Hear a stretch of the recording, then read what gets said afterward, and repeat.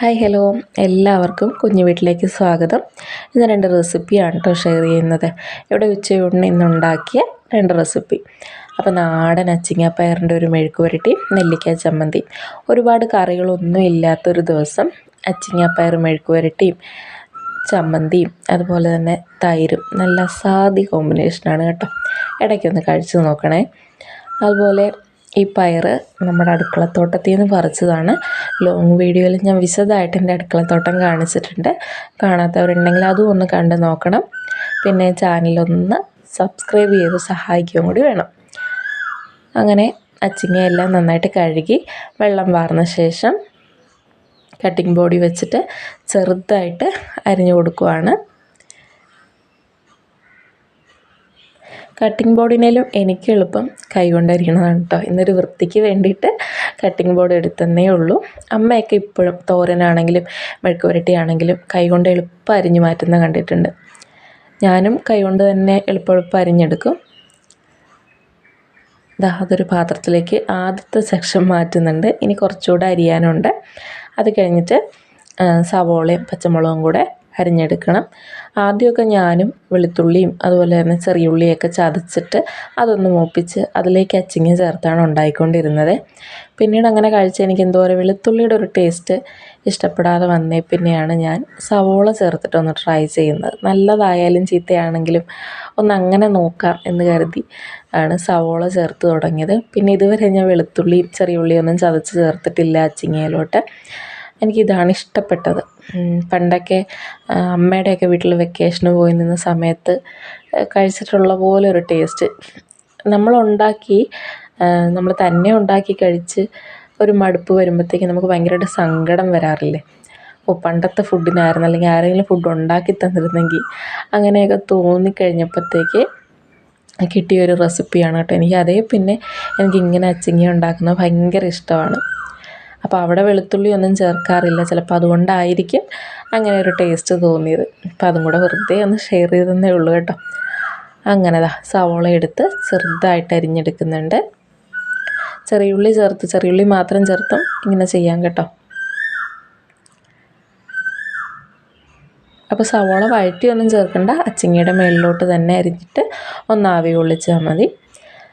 പിന്നെ അടുത്ത് തന്നെ ഞാൻ നെല്ലിക്ക ചമ്മന്തിക്കുള്ള നെല്ലിക്കയും അതുപോലെ തന്നെ വെള്ളക്കാന്താരിയും എടുത്ത് വെച്ചിട്ടുണ്ട്. പക്ഷേ അച്ചിങ്ങയ്ക്ക് ഞാൻ പച്ചമുളകാണ് കേട്ടോ ചേർക്കുന്നത്.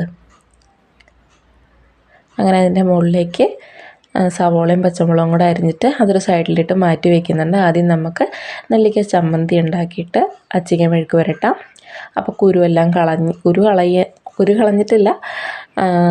ചെറിയ രീതിയിൽ നെല്ലിക്ക അരിഞ്ഞെടുത്തിട്ട് പിന്നെ കുരു മാറ്റുകയാണ് അതിൽ നിന്ന്. ഒരു 5 നെല്ലിക്കയാണ് ഞാൻ മിക്സിയിലോട്ട് ചെറുതായിട്ട് അരിഞ്ഞു കൊടുക്കുന്നത്. പിന്നെ ചെറിയ ഉള്ളിയും അതുപോലെ തന്നെ ഇഞ്ചിയും പിന്നെ വെള്ളക്കാന്താരിയും കറിവേപ്പിലയും കൂടി ഒന്ന് നന്നായിട്ട് ആദ്യം അരച്ച് മാറ്റിയിട്ട് അതിലേക്ക് തേങ്ങ ഇട്ടിട്ട് ഉപ്പും ചേർത്ത് അരച്ചെടുക്കണം പേസ്റ്റായിട്ട്. പിന്നെ ഈ നെല്ലിക്കയിൽ നിന്ന് നല്ല രീതി നീരിറങ്ങുന്നതുകൊണ്ട് വേറെ വെള്ളമൊന്നും അധികം ചേർത്ത് കൊടുക്കണ്ട. ഇനി ഉള്ളിയും അതുപോലെ ഇഞ്ചിയും കൂടെ ഒന്ന് അരിഞ്ഞെടുക്കണം.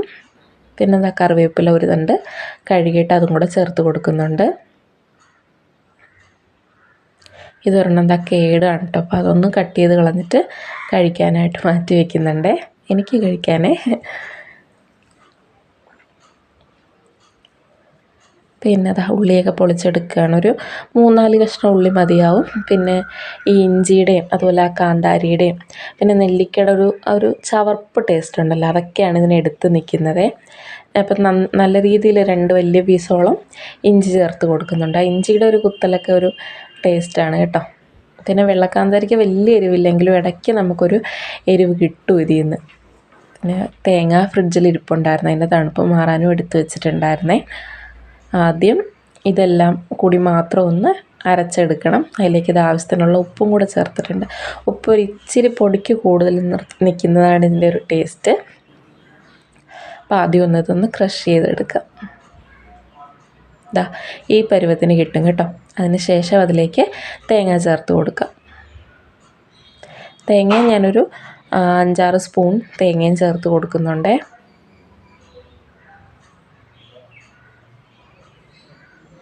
അങ്ങനെ നെല്ലിക്ക ഉള്ളിയും എല്ലാം കൂടെ നന്നായിട്ട് അരഞ്ഞ് നെല്ലിക്ക ചമ്മന്തി റെഡി ആയിട്ടുണ്ട്.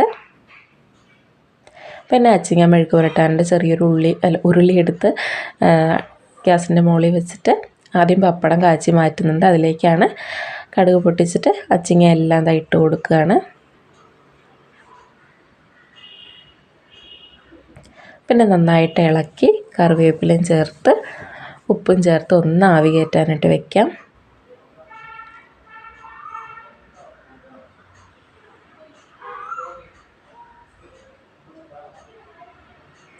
ഉപ്പും കൂടെ ചേർത്ത് കൊടുക്കുന്നുണ്ട് കേട്ടോ.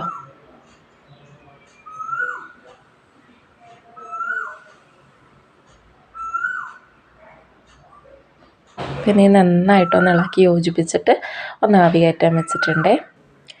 കുറച്ച് കഴിഞ്ഞിട്ട് ഒരു 5 മിനിറ്റ് കഴിഞ്ഞിട്ട് ഒന്നും കൂടെ നന്നായിട്ട് ഇളക്കി കൊടുക്കുക. ഇപ്പോഴത്തേക്ക് ഏകദേശം വെന്ത് വന്നിട്ടുണ്ട് കേട്ടോ. നന്നായിട്ട് വാടി സവോളയും പച്ചമുളകും കറിവേപ്പിലയും എല്ലാം കൂടെ നന്നായിട്ട് മിക്സ് ആയിട്ടുണ്ട്. അതിലേക്ക് ഒരു 1/4 ടീസ്പൂണിൽ കുറവ് നമ്മുടെ മഞ്ഞൾപ്പൊടി ചേർത്ത് കൊടുക്കുക. പിന്നെ അതിലും കുറച്ചും കൂടി മുളക് പൊടി, ഒരു പേരിന് മാത്രം മുളക് പൊടിയും കൂടെ ചേർത്തിട്ട് ഒരിളം പച്ച കളറായി ആ ഒരു രീതിയായിരിക്കും ഇതിനെ. പക്ഷെ ആ ഒരു പച്ചമുളകിൻ്റെയൊക്കെ ഒരു നല്ല എരിവുണ്ടാകും. മെഴുക്ക് പുരട്ടി എന്നും പറഞ്ഞിട്ട് നമുക്ക് ഒരുപാട് തേങ്ങയൊന്നും ചേർക്കുന്നില്ല. അപ്പോൾ ഒരുപാട് മുളക് പൊടി ചേർക്കേണ്ട, ലൈറ്റായിട്ട് മുളക് പൊടി ചേർത്താൽ മതി. ഒരിളം പച്ച കളറിൽ നല്ലൊരു മെഴുക്ക് പുരട്ടി കിട്ടും. പിന്നെ വേണമെങ്കിൽ ഇതിൽ തേങ്ങാക്കൊത്തും കൂടെ ചേർക്കാം കേട്ടോ, നല്ല ടേസ്റ്റാണ്.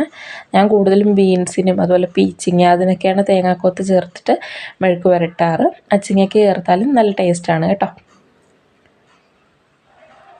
പിന്നെ ഇത് മാത്രമല്ല, ഇവിടെ ഇന്ന് കറി പുളിശ്ശേരിയും പിന്നെ ഇന്നലത്തെ മീൻ കറിയും ഒക്കെ കൂടി ഇരിപ്പുണ്ട്.